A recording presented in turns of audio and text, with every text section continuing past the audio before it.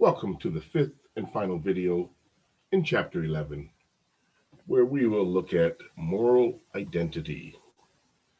So, morality is obviously the sense of right and wrong that develops in an individual. Um, what some people would call our conscience. Um, Many researchers make a distinction between moral thought versus moral behavior because they really don't always relate. I mean, how we think about morality, often may not show up in our actual behavior. And so some researchers study moral thinking more, others actually study, actual behavior. And we'll start with some theories about moral behavior, and this comes from the behaviorists and the social cognitive theorists who really don't have never really studied thinking very much, um, but they're all about behaviors. And so they talk about how moral behaviors develop over time through, once again, operant conditioning. This should start to sound familiar. It's when we looked at the development of gender identity, it was the same processes, operant conditioning and observational learning. So with operant conditioning, you get reinforced for doing good behaviors, moral behaviors, and so it makes it more likely that you'll do those in the future.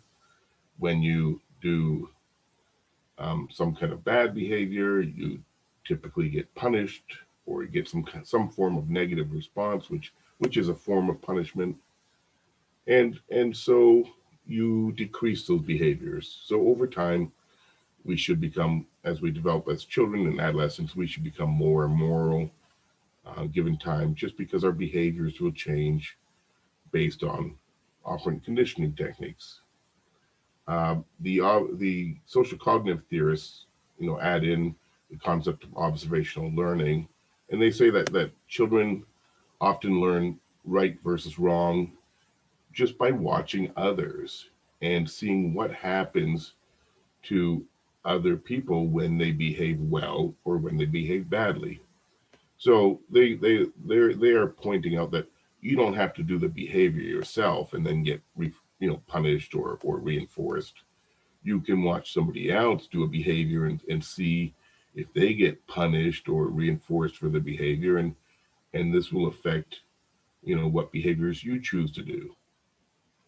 So if I see my friend Billy, steal a candy bar and get caught and get in a lot of trouble, I don't have to go and do the behavior myself. I can learn that, oh, this is not something I should do, and just by watching Billy do it and seeing the response. Okay, so they're specifically talking about how behavior will change over time based on these behaviorism and social cognitive tech, processes, I should say. Okay, now we're going to mainly concentrate on moral thinking, and there's a number of theorists that we're going to look at that you know talk about the development of moral thought, and we'll see that like many theorists will they use dilemmas that they present to subjects, and have them think about what's right or wrong in this dilemma, or what should you do in this dilemma. So anyways, let's get into the moral thinking. And certainly your cognitive development is going to affect your moral thinking. As your thinking develops, you become more capable of higher moral judgment. um, Moral knowledge refers to the understanding of principles endorsed by our culture. So children typically learn the basic rules of right and wrong by about the first grade or so. It's they've learned by then not to take things from others and not to hit others, and like most of the basic kind of rules of behavior.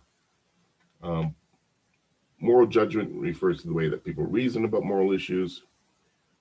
It changes along with cognitive development as children grow. So, I mean, certainly older children have more sophisticated reasoning abilities about morality compared to younger children. Okay, Piaget um, looked at the development of moral reasoning and came up with a theory. And he's one of the researchers that presented little dilemmas or stories. And this was one example where he talks about, Sally went into her mother's room. She tripped, by accident and crashed into a large mirror, breaking it all over the place. Martha went into her mother's room and took a small hand mirror and threw it on the ground, purposely threw it on the ground, breaking it into pieces. And then he asks the subjects, who's naughtier, Sally or Martha, and why. And based on testing different ages and seeing their responses to dilemmas like this, he developed, this sequence of stages of moral moral development. So let's go through this. Pre-morality is before the age of 4, and he felt that before the age of 4, that children did not really were not really capable of considering moral issues.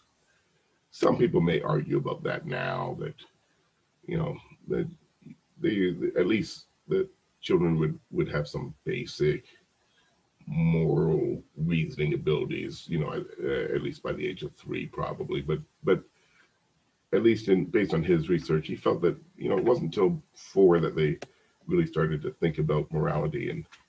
Um, and so the next stage is heteronomous morality between 4 to 7.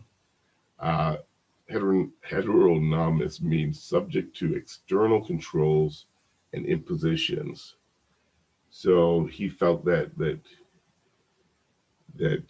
this morality between 4 and 7 was really kind of controlled by external forces, meaning that you don't want to get in trouble, and so you do things that you try to do behaviors that will avoid getting into trouble, and if you do a behavior that gets you into trouble, that's wrong. So it's really kind of controlled by the parents and teachers or caregivers. Or um, he felt that during this stage, they do not take intentions into account. This is what he found in his research. So children in the heteronomous morality stage would say, that, uh, where is it? Okay, here it is. Okay, would say that Sally was naughtier, even though she broke the mirror by accident, whereas Martha, purposely broke something. I mean, between 4 and 7, it's just they would look at it and say, well, the large mirror is a lot worse than the small mirror, and so that's a worse behavior. Um, what else? They believe in imminent justice, meaning that when a rule is broken, it earns immediate and automatic punishment. So children at this age feel that if they break a rule or do something wrong, even if no one sees them, they believe that they will still have to pay for it. In a sense, like, so it's not about um, they don't believe that they only have to follow rules because somebody's there. I mean, a child at this stage, for instance, research has shown that like a 5-year-old, let's say they break a rule and no one sees them, and then they're a little bit later they're on their way to school and they trip and fall into a puddle. A child around during the stage will often link that. It's like, oh, that's what I get for breaking that rule earlier. Kind of like that there's going to be some form of retribution or punishment whenever a rule is broken, and and that's the concept of imminent justice. Um, Okay, then they move on to incipient cooperation between 7 and 10. This is the morality of cooperation. Justice is established between peers. Fairness is very important. Um, so children between 7 and 10 become more social, and they learn rules for games or sports, and they develop a shared conception of the rules. So um, Piaget felt that peers were really important for developing moral thinking, because before, when you're at home with your parents as a young child, I mean, you basically are doing things because they tell you to.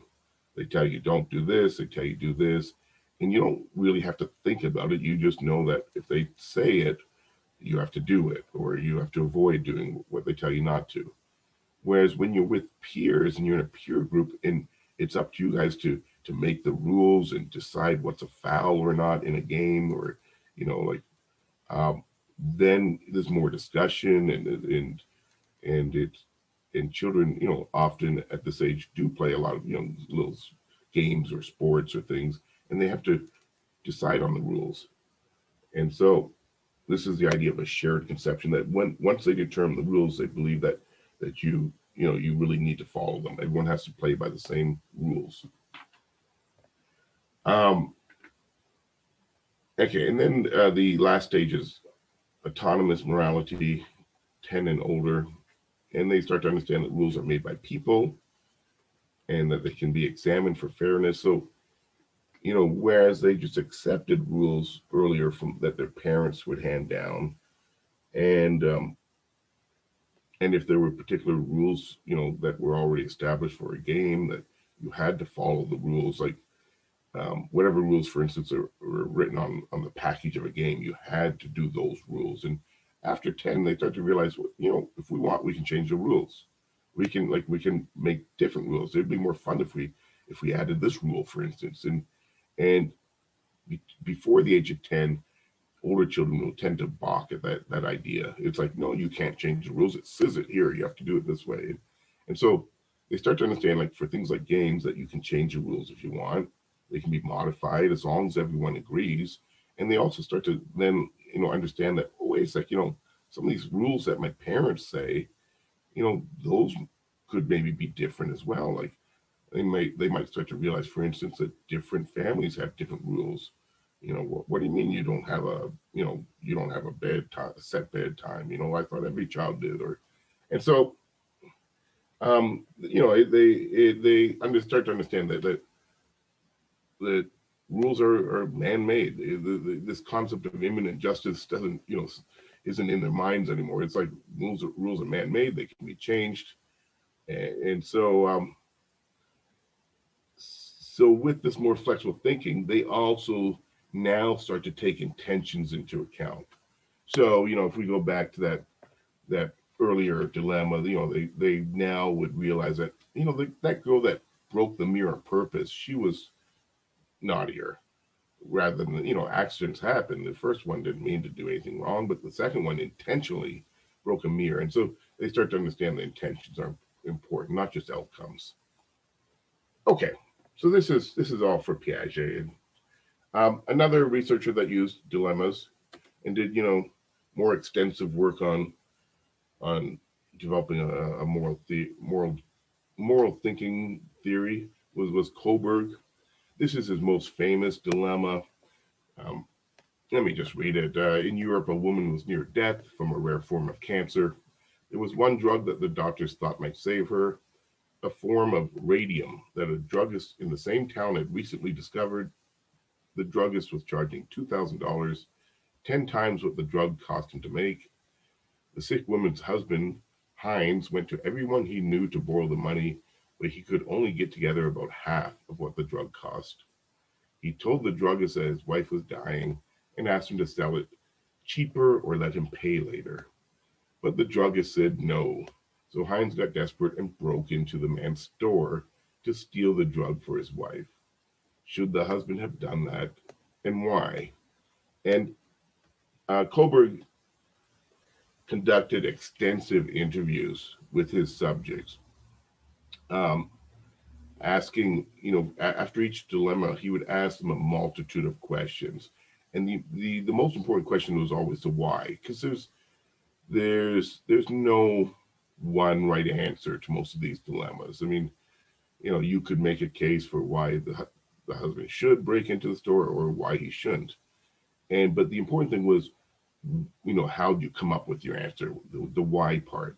And so he would, he spent, I heard that he spent about 2 hours interviewing each subject with these dilemmas. So besides asking whether or not the husband should have done that, he would go on and ask things like, well, what if the husband didn't love his wife? Should he still break into the store to steal the drug?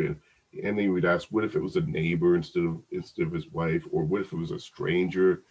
Should he do that for a stranger? And he also would ask it, what if it was instead of his wife? What if it was his dog dying? Is the morality the same? Should he break into the store to save his dog? And so there would be a series of questions, and after every question he would always ask why. They had to explain their answers. And so based on all these hours and hours of interviews, like it was a lot of hours when you add up all the subjects in 2 hours apiece. Um, he analyzed their thinking and their reasoning, and came up with a theory based on this study. And this outlines his basic theory, um, and his stages of moral development. Um, there are three major levels: pre-conventional, conventional, and post-conventional levels. Within each level, you can see that there are 2 stages. So there's a total of 6 stages. You can see some descriptions here about what each stage is. I'm just going to, I do want you to read it through it carefully in the book. I'm just going to deal with the main levels rather than the individual stages. So I'll talk about the 3 major levels. So the pre-conventional level is very common for children, as it says here, under age 9 or so. And this is what we expect of children. And in the pre-conventional level, moral judgment is based on self-interest, and it's motivated basically by rewards and punishments. So you you you do things that earn rewards or reinforcements, and you avoid doing things that you can get punished for. So a child answering that dilemma might say that Heinz shouldn't have broken into the store because he might have to go to jail, and there would be a punishment for his actions. And that would be kind of level of their moral thinking. Okay, the conventional level includes most adolescents and most adults. If you look at our society in the U.S., the majority of people, adolescents and adults, are in this conventional level, which is why it's called conventional, I guess. Okay, in the conventional level, morality moves beyond, self-interest to taking into account the good of others. People in the conventional level believe that it's right to follow society's rules and laws, and that there's a reason for them. So, but it's and so you have to think about more than just what's good for you. So a person, might argue that Heinz, even though he might have a good reason to break into the store, and he's doing something that may end up in a good result, it's still important that we all follow the laws and rules of society, because we can't all decide when it's right for ourselves to break a law or to break a rule, because then we might have anarchy if everyone gets to choose for themselves. And so there's a reason for laws and rules, and they help to protect society as a whole. And so, like, there'd be more in the argument besides the fact that he's going to jail. They might talk about the importance of laws and rules and why a society must have them. Other people might argue that it's right for him to break in and excuse me, and they might talk about things like, you know, he has a duty because he's married to her and he's her husband and he took an oath and this is, you know, a rule of society too, that you have to look after the one that you've you've made an oath to through marriage and so like, but in both cases, you know, it's about that that there are rules and laws and within society that we should all try to adhere to. And that's, like I said, that's where most people are at. And um, in, in the third level, post-conventional, it includes some adults older than 20 or 25 because it takes time to reach this level. You don't, you know, they don't find adolescents that are in the post-conventional level. And in fact, you know, when they do find people, they tend to be older adults, like middle-aged or older adults that have considered things for long periods and had a lot of experiences in life that have led them to develop this. And in this level, morality moves beyond society's definition of right versus wrong, and it moves to more universal principles that apply to all people. So things like that life is sacred, and you know the everyone should have the right to live and to be happy, and so if you for people that are in the post conventional level, they will, if their conscience tells them, they will break a law. You know, if they think it's a right thing, that it's going to benefit a life or something. Most people in the post-conventional level would say that Himes should break into the store because, like, you know, he's trying to save a life. Even if there's a punishment for it, even if he has to go to jail for a long time, it's still the right thing to do. And so people in post-conventional level will follow their own gut, you know, morality, their own conscience that they've developed, rather than what their particular country or state, you know, says is right or wrong based on their laws and rules.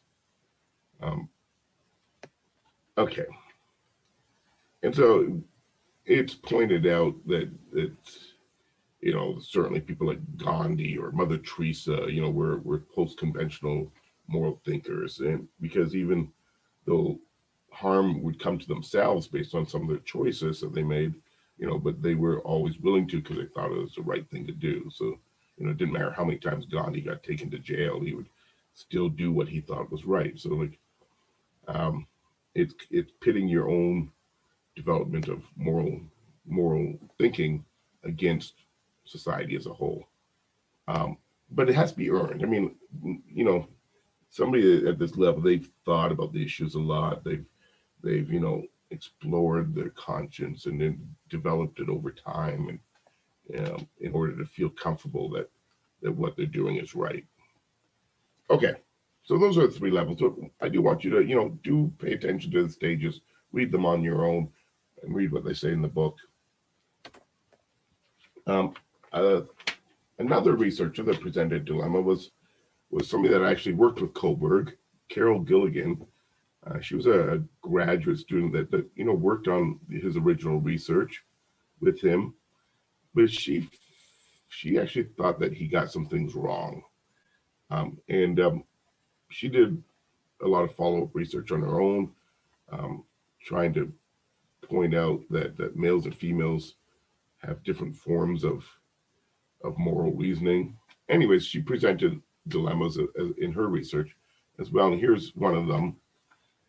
It's called the porcupine and the moles. So I'll read this one as well. It was growing cold, and the porcupine was looking for a home. He found the most desirable cave, but saw it was occupied by a family of moles.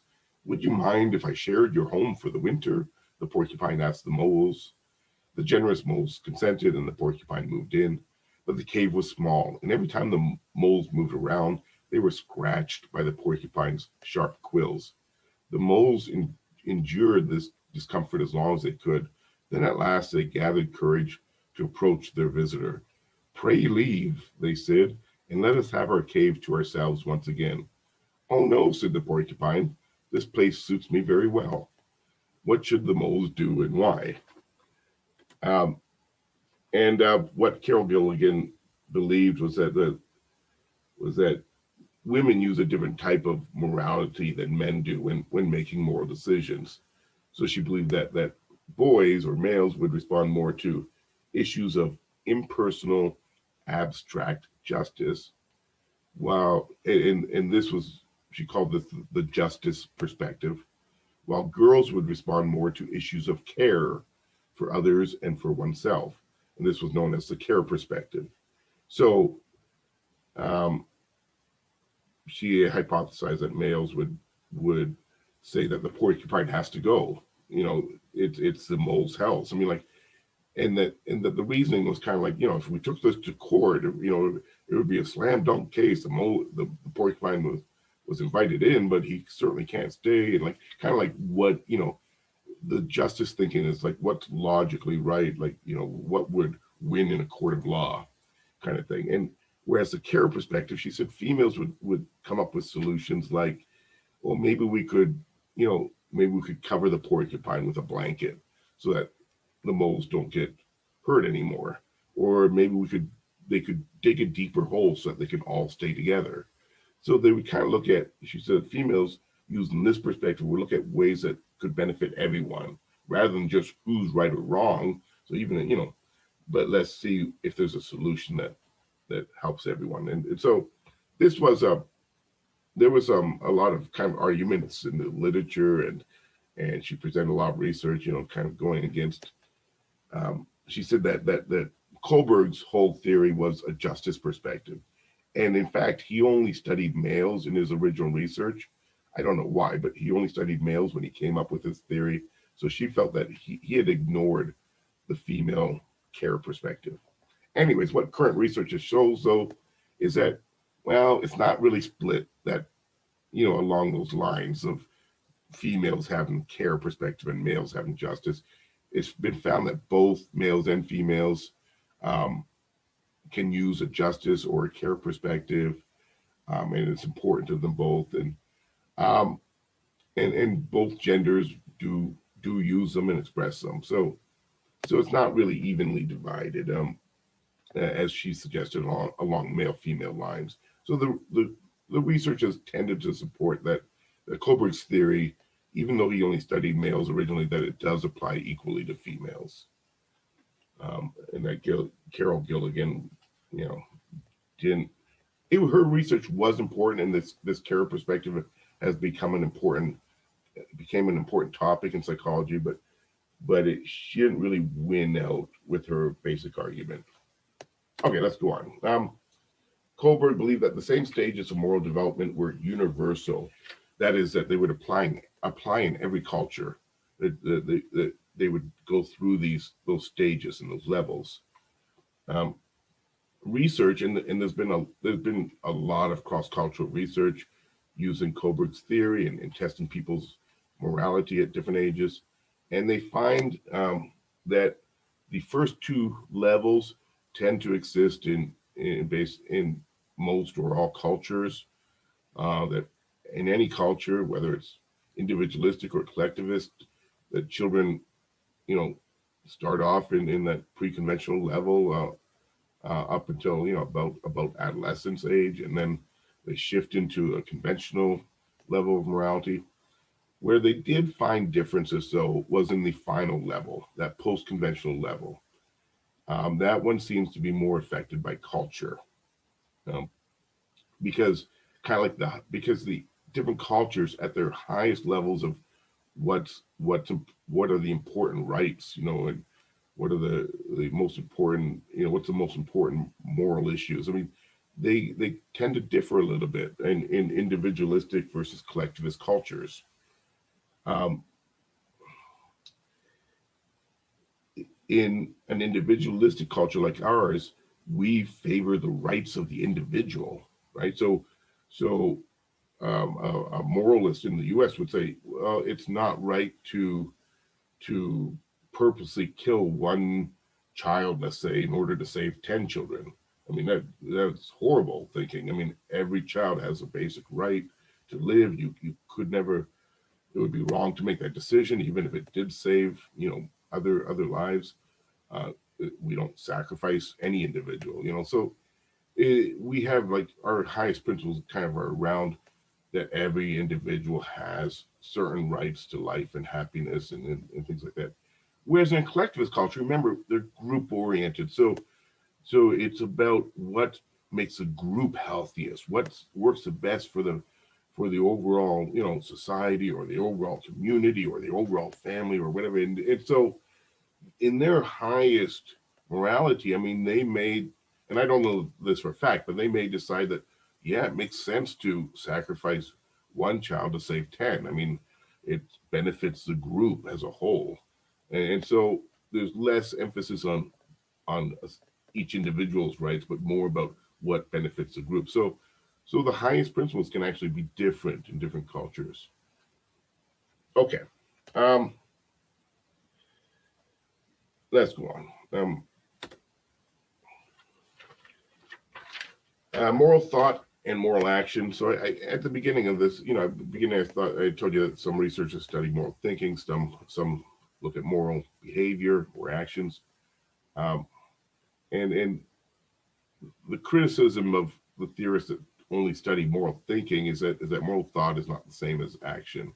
So there's been a lot of criticism, for instance, about Kohlberg's theory that he's only looking at people like responding to these made up dilemmas and that it's not really going to reflect in their actual behavior, the answers they give, and that the way that we think about hypothetical situations is not the same with the way that we act in real life. So just because we think about morality at high level does not necessarily mean that we act in a moral way. Everyday constraints may influence moral action as much as our ability to think about moral judgments. What they're pointing out here is that when they use the term everyday constraints is that the situation is often very important in determining how we actually act. So somebody that says that, oh, they really believe that you should never lie. It's very important to be honest all the time. I mean, given the right situation, even people that believe that will lie in certain situations if the situation calls for it. I mean, so and you could have a highest principle that it's never ever right to kill another, but all of a sudden somebody breaks into your home or something and they're threatening your children. I mean, like you might kill that person, right? So like, or you might not, but like, I mean, so given the situations that arise, we often might go against our reasoning, and we might, and because the situations in life create a lot of pressure to act in one way or another, to make one decision or another. I want to give you an example of a study that was kind of looking at this, and it was kind of pitting, thinking against actual behaviors, and it was an interesting study. It's called the Good Samaritan study, and this was conducted with divinity students. They were all the subjects were told that they had to give a practice sermon, and so they had to prepare for the sermon and study it and come up with their sermon, and so they would have to think about it a lot. And anyways, half of the subjects were told that they had to give a talk about the Good Samaritan who helps others who are suffering. So they had to prepare this talk about helping others who are suffering and why it's important and all that. The other half of subjects had unrelated topics, not having to do with helping or Good Samaritans. Okay, then so we have two groups. Half of them are given the Good Samaritan talk, half are given other talks, and then there was another variable introduced, so you can split each of those groups in half again, and some subjects were told. Were all of a sudden told that they were going to be late, like after they had reached a point of having their talk ready, and like it's like they did this, like they switched the time or something, and they said, didn't you hear the talk was moved up? You have to hurry. You're supposed to be giving your talk in 10 minutes or whatever, and like it was they would have to travel from one building to another, and so some of them felt like they were late and they had to hurry to their talk. Others, the other half of the subjects were in each group were told, we're not told that they were running late. It was like, oh, go go to the hall where you're going to give your sermon, but you got lots of time. Just go over there and, start getting ready and preparing. But you'll have plenty of time to, to settle in, because it's not for, your talk's not for a little while. Anyways, and then so we got these groups. Some of them have been thinking about helping others and Good Samaritan. The other ones haven't. Some of them are running late. Others are not. Then here's the crux of the study, is that on their way to the place that they're going to be given the sermon, they come across each student comes across a man who appeared to be in pain and appeared to need help. So he's in pain. He's asking for help, and the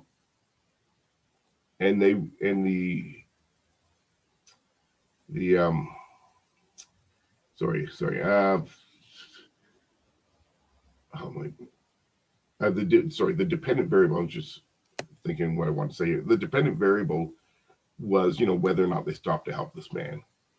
And so there was, perhaps, one idea was perhaps the people that had been thinking about helping behaviors and preparing a talk on the Good Samaritan, that they would be more likely to stop. I mean, they've been thinking about that issue, that it's good to help others and that are in need. But the other variable is creating a situation. You're running late for something, or you're not. You have extra time.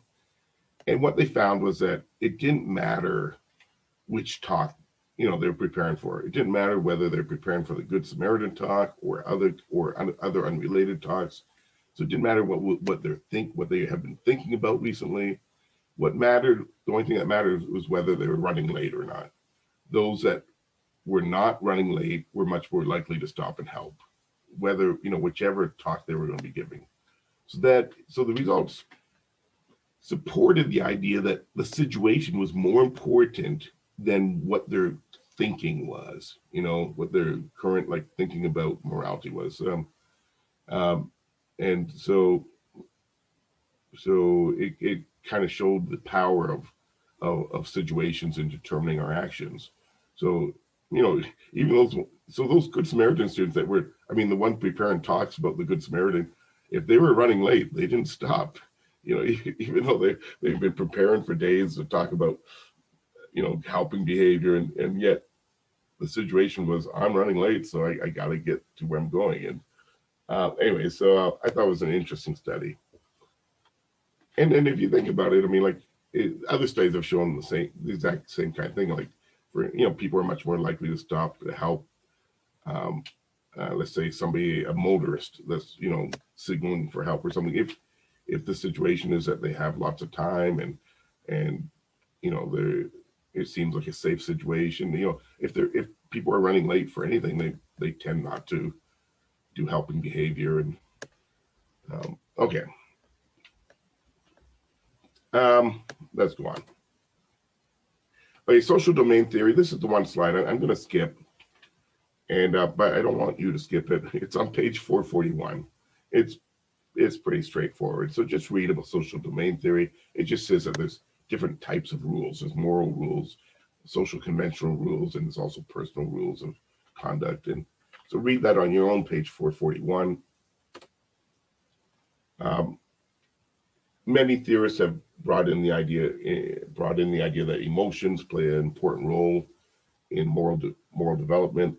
We're not really going to get into Freud had stuff to say about it, but we're not going to get into that here. But the idea is that guilt plays an important role in the development of morality.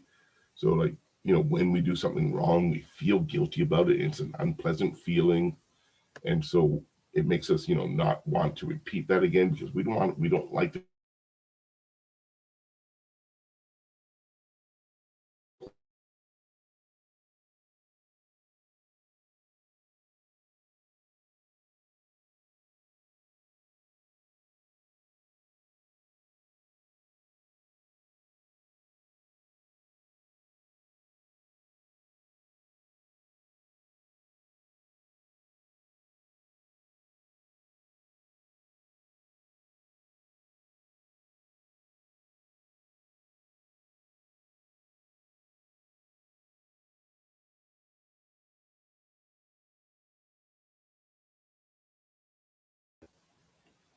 one thing I want to add here is that according to a researcher named um, Kochanska, her name's in the book. I'll spell it though here: Kochanska.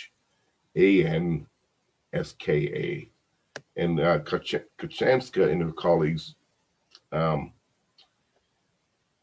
say that the development of self control and an internal conscience depends upon a warm, mutually responsive relationship with a parent. She brings in the idea that good moral development is about having a good, strong attachment and a good, warm, a very warm, loving relationship with a parent.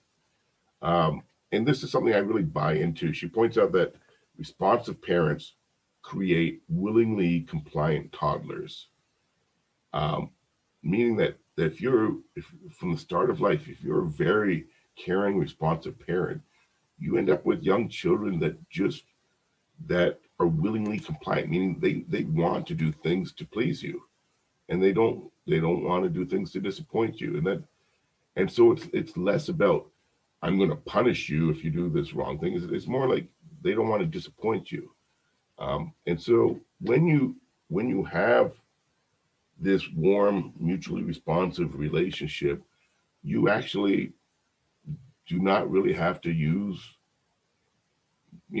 many or in some cases any discipline techniques, except for maybe occasionally showing letting the child know how you feel, like what the reactions cause you to feel, like if you're disappointed or not. And I believe that in this, and this is how I raised my daughter. And I have trouble, and some people find this hard to believe, but I have trouble. She's 14 now. When I think back on her whole life, I I, I can't really remember. I can't remember ever disciplining her. I know, and that to some people that sounds horrible, but she's a very, very responsive adolescent now, and was a very responsible, and she was a very responsible child. And it was the extent I went is if I just kind of made my voice more firm and said, like, Silver, you need to do this now, or Silver, you just can't do that, or like, she would listen and just and just do the right thing. And um, there was a recent incident. I'll just bring this up quick, because it's probably one of the most harsh times I've been with her. But just this past just after Christmas during the break, she was really struggling with school this year, and she started grade 9, and she's been doing it remotely, and she reached a point leading up to Christmas where she just wasn't doing the work anymore, and she didn't really care about it.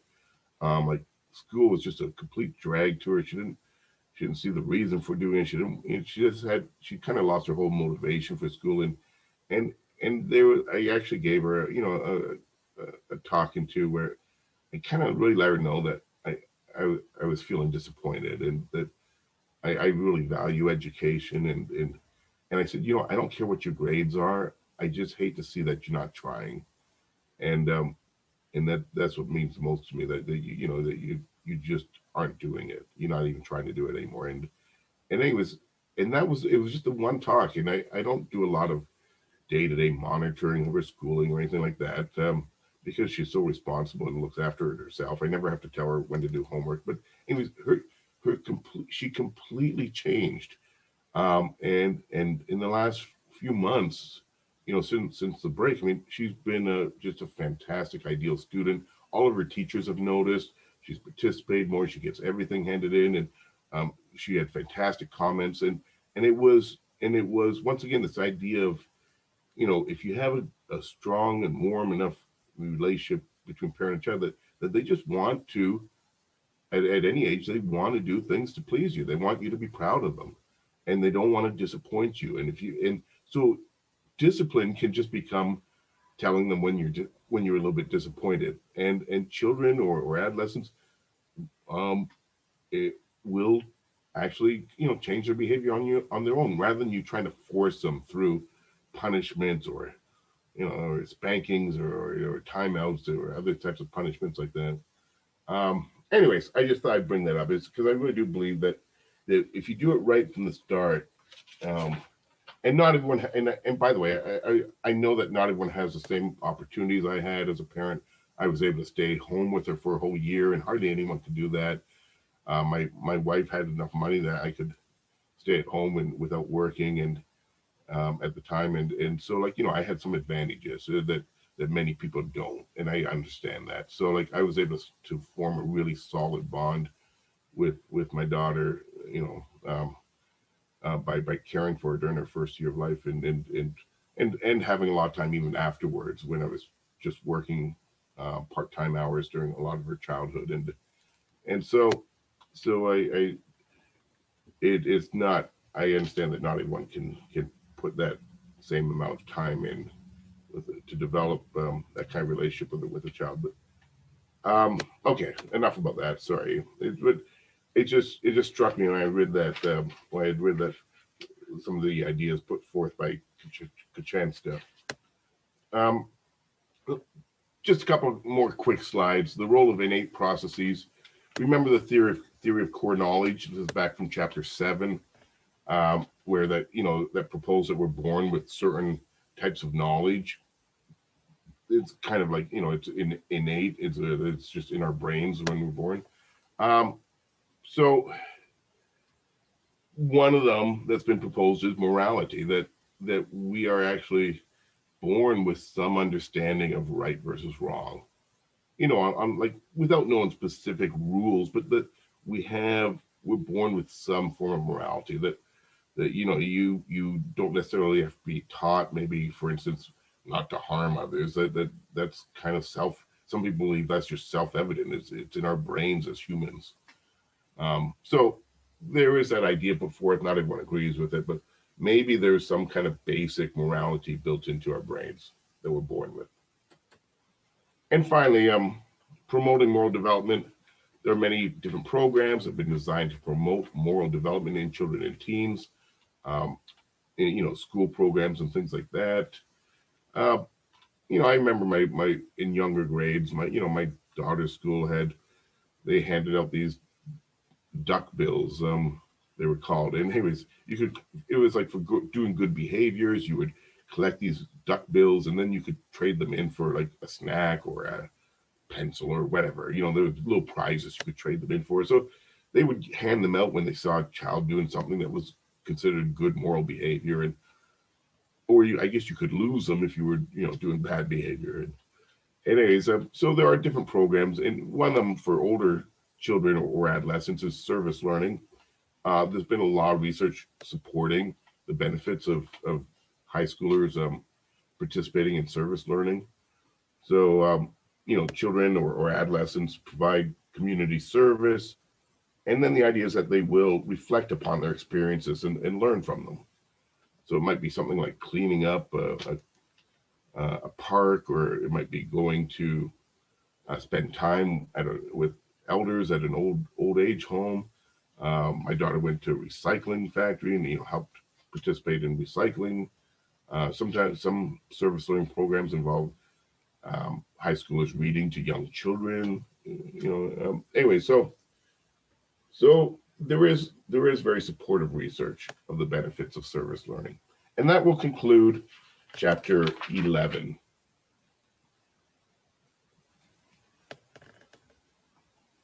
And I will be closing this now. Okay.